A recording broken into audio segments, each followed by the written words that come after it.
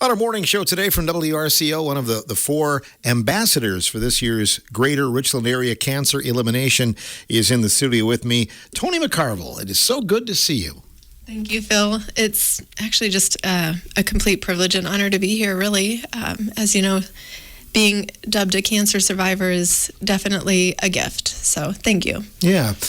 Tell us a little bit about yourself, first of all. You're not from these parts, are you? No, I grew up in a small rural town, Scranton, North Dakota, but have lived several different places in between here and there. But Scranton, North Dakota, Richland Center feels a lot like home for many different reasons. A little bit of a farming community, although farming and dairy are a little different. Farming, we were grain farmers here. Dairy, our town was about 300, so this is 5 times the size of where I grew up. But yeah, so we've been here, my husband and I, about 13 or 14 years now.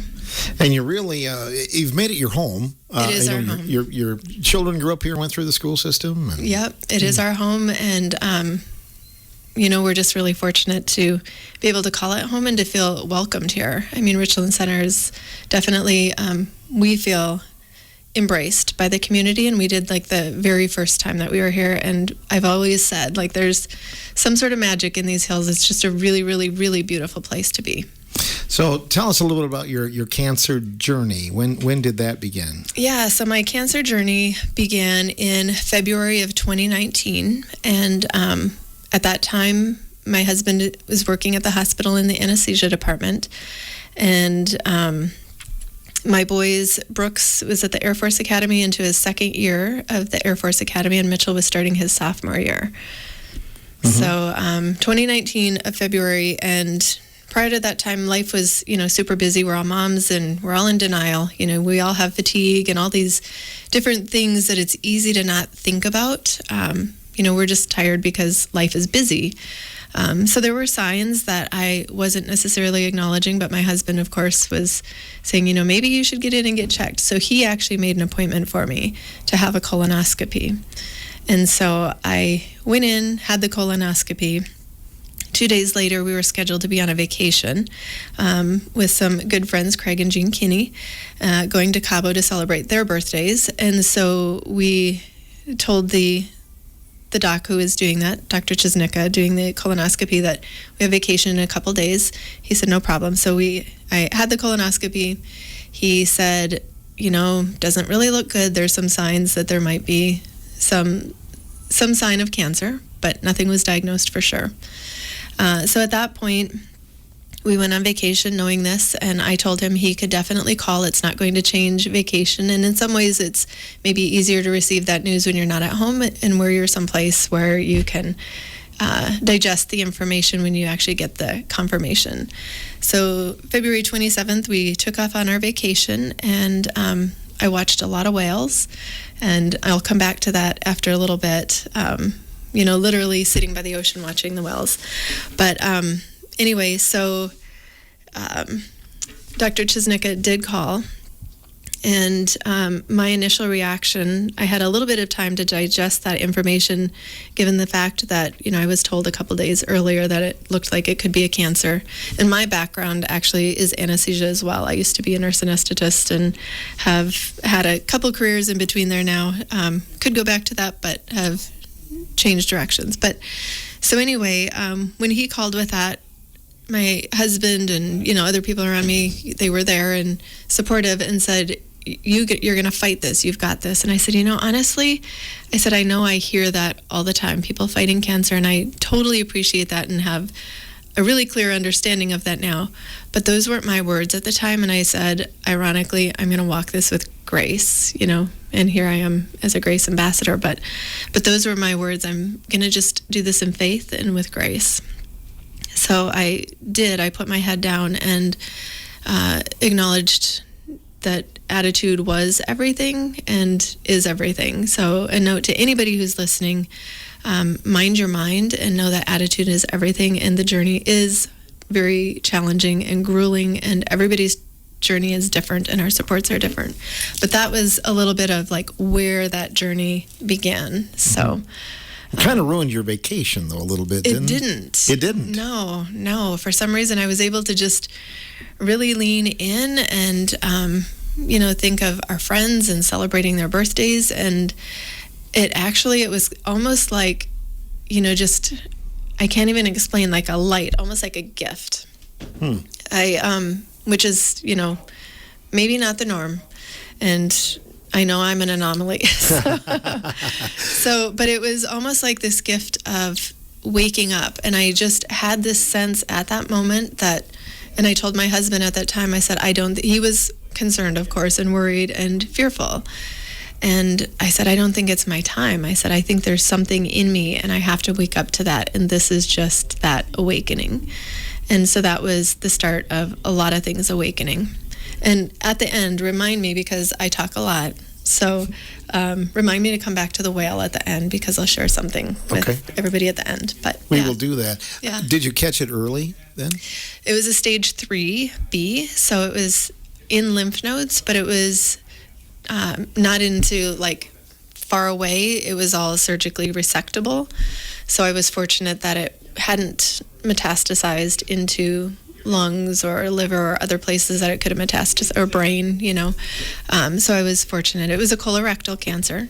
So there are a couple people out there that we would share camaraderie and boobs and butts. She'll know who I'm talking about. So can I say that on the radio? Well, you just did. Okay, yeah. So it could have been worse, but I'm going to leave it at the PG version. Sure. So anyway, the support is great. But so it was colorectal cancer, and I was in my 40s at the time, and, living a fairly healthy life and active. And so people were surprised. But I think that's okay. It happens to everybody, and there's a reason for this. Mm-hmm. So, and I trust in that. Well, they backed up as far as the colorectal screening. It used to be older than it is now. It's gotten to be a younger thing. Absolutely. Yeah. And you'll see people in their 20s and 30s, even with it, male, female, doesn't matter. So there's a lot of research looking into, potential causes of, we may never know. And we'll just continue to do the research, and things like GRACE, it's a great thing that we have something like this to be able to continue to do the research and support. And I do know, I can't say 100% certain, but my gut tells me, and I think a lot of people know, that there is a cure for cancer. It's there. It's out there, and it's just a matter of time. Could be in the next year, but it's there. I hope we live to see it. Yes, I do too. In our lifetime. Yeah, I do too. So then you had surgery then. How long did this last, before you were kind of back on your feet? Yeah, so 2019 was completely the full year of treatments. So not only did we have that vacation, but we had another vacation with spring break planned with Mitchell and a bunch of friends. We rented an expedition and we traveled to Hollywood, California, across, and picked up Brooks in Colorado and brought another friend. So literally there were 6, 7, 8, however many you can fit in an expedition with our luggage. And, we had a little bit of a break before I actually started my therapies. I met with the surgeon and the radiation oncologist, met with the team before I left. And then basically it was about every 2 weeks I would have chemotherapy.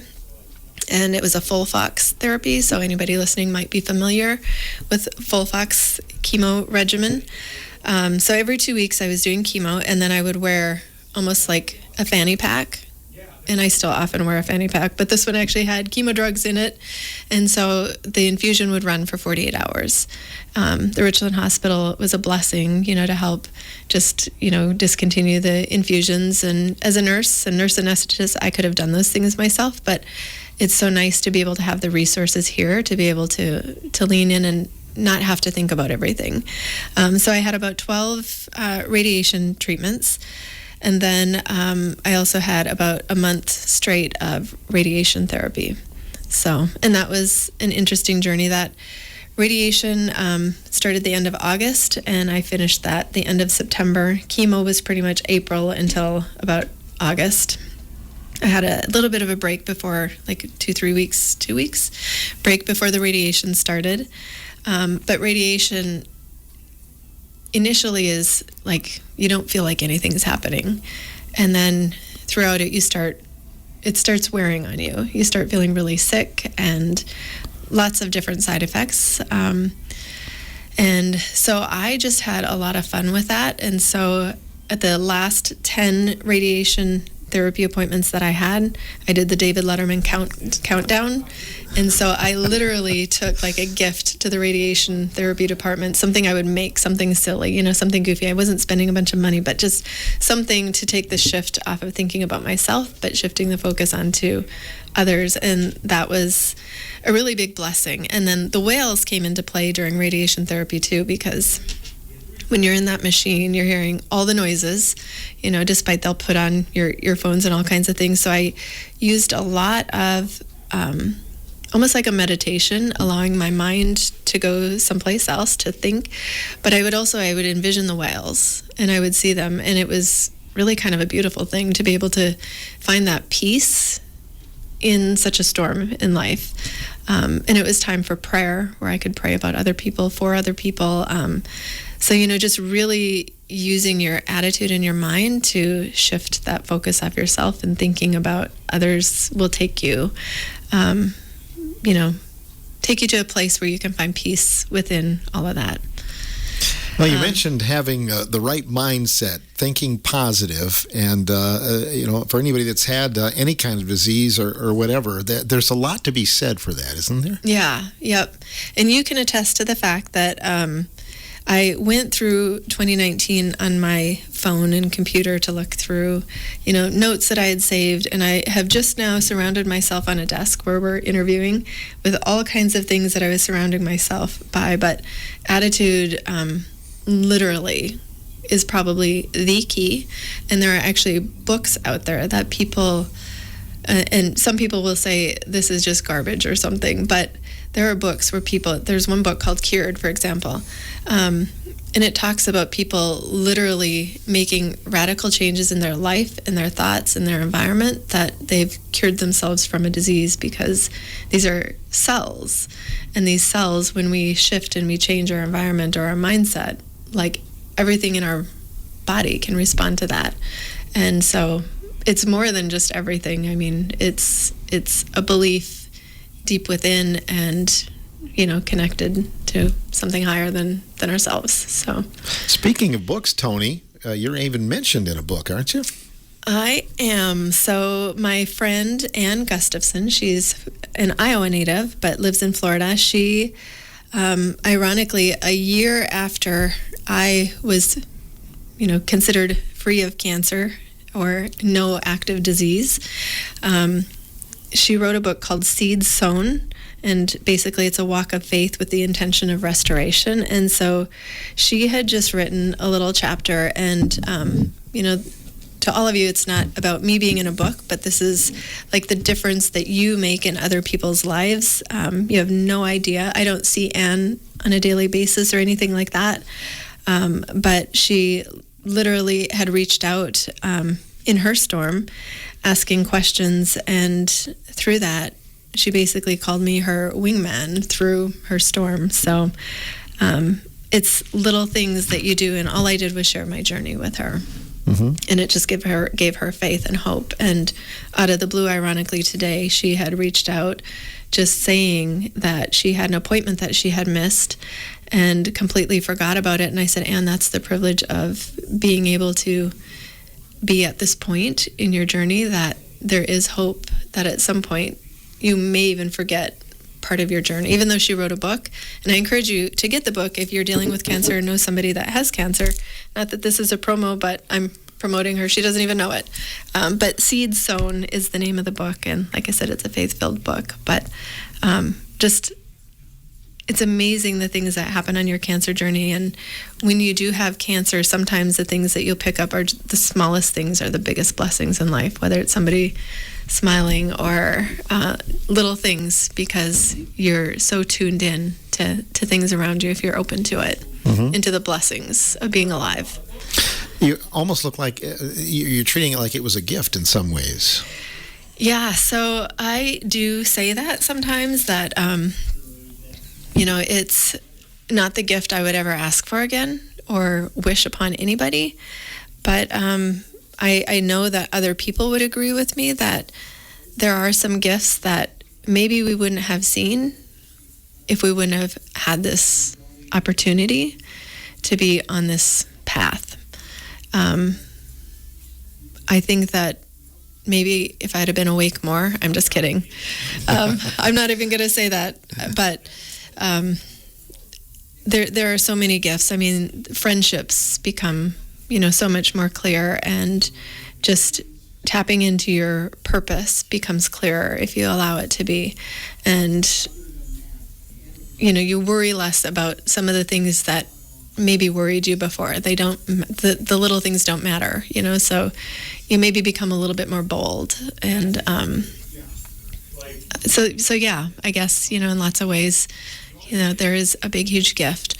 Sometimes I think it is harder for the survivors, because I know for my family, they had a lot of concern and wanted to support in so many ways, and they were an amazing support, and I can't imagine having done this without them. But I think sometimes for survivors, it's harder because they're not in that body to understand where that person with cancer is, to know that, what's going on, to be able to relate. And it's hard when you have cancer to relay that information to, because honestly, chemo and radiation, like, you are completely wiped out. You're a bit numb to things around you, as well as your fingers and toes, but part of chemo. I can relate to that, though, having, my wife having gone through a cancer journey. I think it is harder for the spouse and the family members, because you just want to do everything you can for them, and you feel really helpless sometimes. Yes, and it's so hard, to show that appreciation sometimes too, but it's, you play a huge role, and know that you are enough by just being there. I think that that's the key with that there isn't necessarily anything special you have to do. Just being there for them is phenomenal. Well, obviously you're a faith person. Your faith grew stronger, it sounds like. Absolutely. Yeah. I pray every day, and I lean into faith. And during this time, I, definitely was very tuned into my faith. And even there was a song by Lauren Daigle, "You Say," that, it just struck a chord with me. Just remembering that, when I am weak, He sees that I'm strong. And, just knowing that, we're all vulnerable on this planet, and just tapping into that God, or that greater power, or whoever that is for the listeners here, for you. There is something bigger than us. And, when you really tap into that and believe in that, it doesn't matter where you're at in your journey of faith. I think that having that to lean on will carry you a long ways, forever. So how long, as an ambassador, and all the Grace survivors will fill out a butterfly, the night of grace, for the number of days, months, years that cancer's been in the rearview mirror. What's your number going to be? Yeah, so I celebrated 5 years as of February of this past year, from being diagnosed. So that's kind of when you literally are kind of given your wings to not have to have so many frequent checkups and appointments and things like that. So celebrating 5 years of being able to say that I'm a survivor. Congratulations. That's awesome. Thank you. You brought some materials and things like that and reminders. Is there anything that you'd like to allude to? Yeah, so I'll go back to the whale for just a second, and then, maybe there would be a couple other things that I would just go over, because I know we don't have, maybe I'll host some classes someday or something. Yeah, sure. But the whale, so I had picked up this card for Craig and Jean, actually, and I had also been gifted a whale, but I didn't understand the significance of it at the time by somebody else. But I read what the whale signifies, so I'll just read this for all the listeners, because I did feel sometimes like right before I was preparing to do the next chemo, I had just barely surfaced to be able to feel alive for a second before the next chemo begins. So it's like you're standing on a diving board and you jump in and you're at the bottom of the sea, and then you find your way back and you're getting that energy, you're getting back onto the ladder to take that dive again. So this whale and the sea have that correlation, and the whale is a protector.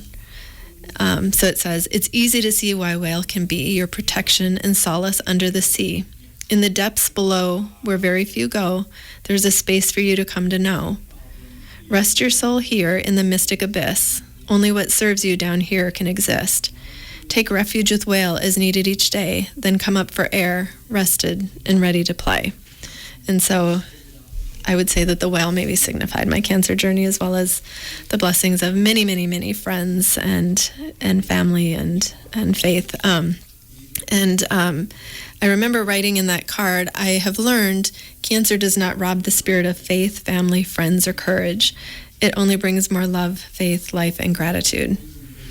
And so those were kind of the significance of that. And then I won't read all these because I have a lot. But the one thing, initially was fear is imagining the worst.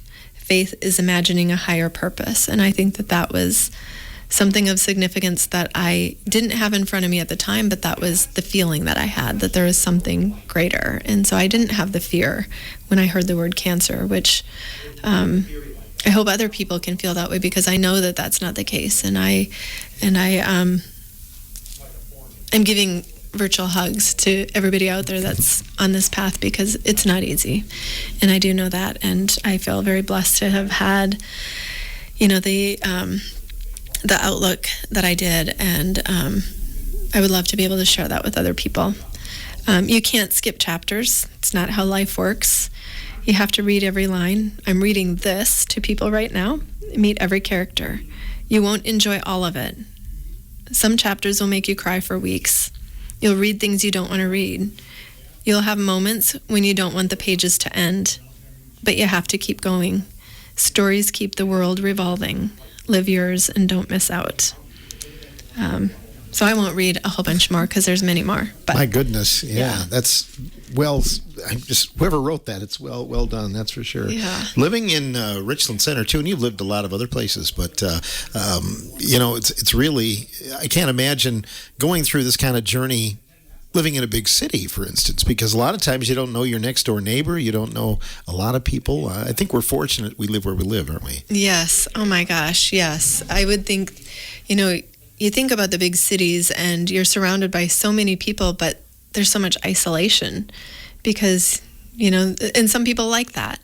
But here, we are blessed to be able to, I would have people dropping gifts off, frequently, and cards, and I didn't necessarily go public with the news that I had cancer, only because, I don't know, I was always taught, you don't have to let others carry your burden to a fault. I probably should have shared because I think some people felt offended, but there was no intent to offend other than the fact that,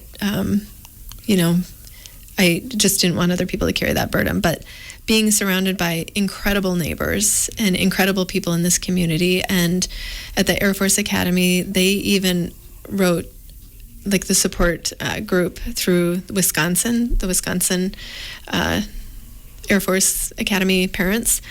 They sent a really nice check, just knowing that we would have many, many trips for medical care and things people that you don't even know are doing things, and it's unbelievable. But locally, it's just phenomenal. The support, the church, and the hospital, and so many people. We are blessed. Mm-hmm. We are. I know you and your husband Brian love to get back to the community as well. You got a new venture going. Did you want to mention that briefly? Yeah. So. Wild Honey Juicery and Cafe, so we'll just spill the juice now. The morning show exclusive. Yeah, exactly. Maybe that'll be another feature, but that probably stemmed a bit from, I've always been passionate about health and wellness. It's been important to me.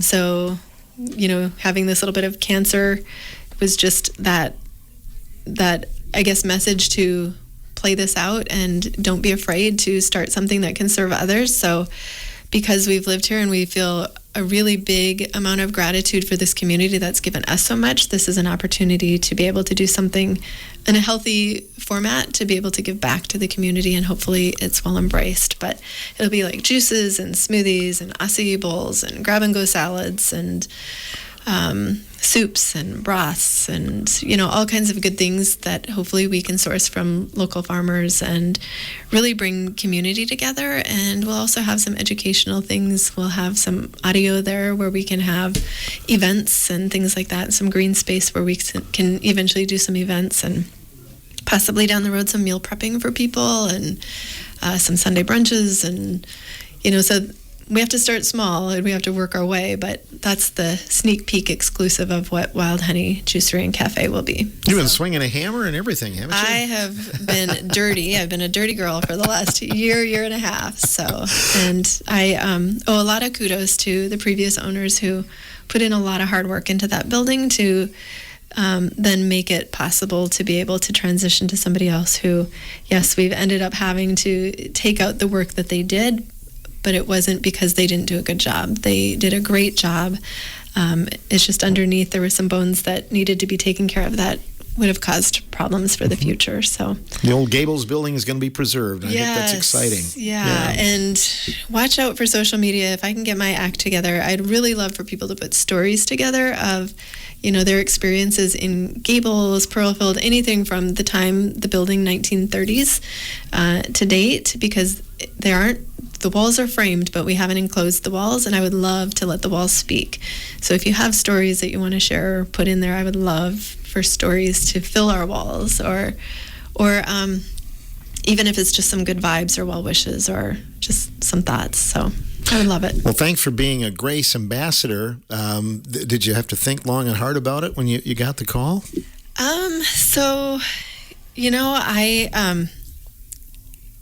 I did and didn't. I selfishly, I did for a second, because I'm like, gosh, I'm not very good at speaking, and I can talk a lot, but I'm not, I have so many thoughts going through my head all the time, so trying to organize what I have as a self-diagnosed ADD, ADHD brain, squirrels everywhere. There was that thought, but then I thought, this isn't for me, about me, this is for somebody else. So I hope that by being a Grace ambassador can be a little spark of hope for somebody to know that, being diagnosed with cancer doesn't necessarily mean this is the end of your story. It could just be the beginning. And certainly if somebody's out there kind of hedging about whether they should get screened, colonoscopies and things like that, hopefully they take your advice. Yes, right? Do it. If you have any inkling that something's not right, don't waste time. Just get it done right away and get in and be screened and see your doctor. Well, you've been a wonderful guest. Anything you want to add today, Toni? Oh, just live your life, be healthy, and, seek that peace and gratitude. And life's too short to sweat the small stuff. I guess those are kind of the big things. Put a pace in place to stay with the race. I think sometimes we're in such a hurry in this life to just go, and we think we have all these deadlines, but in the reality, do we? I think we can enjoy life a little bit and take the time to enjoy each other and put our phones down and have the conversations and be present. I guess that's it. Worry about what really matters, in other words. Yeah, that would be the main thing. Great. So, well, thanks for coming in and joining us today, and thanks for your story and your openness today. Yeah, thank you, Phil, and to Grace. And, I wish everybody good health and to be well. So one of our 2025 ambassadors for this year's Grace, Toni McCarvel on WRCO's Morning Show.